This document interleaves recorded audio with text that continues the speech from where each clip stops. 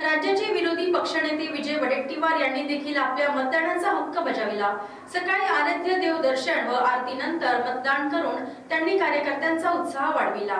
चंद्रपूर जिल्ह्यातील ब्रह्मपुरी शहरातल्या देलनवाडी जिल्हा परिषद शाळेत त्यांनी सहकुटुंब मतदान केले। त्यांनी महाविकास आघाडी व काँग्रेस उमेदवारांच्या विजयाचा विश्वास व्यक्त केला। छत्रपती शिवाजी महाराज, बाबासाहेब आंबेडकर, महात्मा ज्योतिबा फुले आणि छत्रपती शाहू महाराजांच्या विचारधारेने उभी झालेली ही भूमी, या भूमीमध्ये आज परिवर्तनासाठी मत टाकलं जात आहे। मतदान सुरू झालेलं आहे।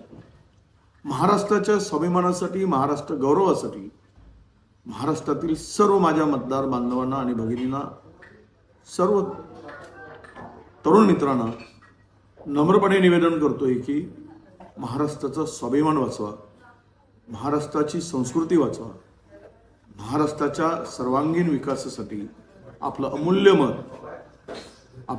मत आज मतदान करून परिवर्तन घडवा आणि जो अधिकार मताचा दिलाय त्या अधिकारापासून आपण वंचित राहू नका, अलिप्त राहू नका, हीच माझी आपल्या सर्वांना नम्रपणे निवेदन आहे।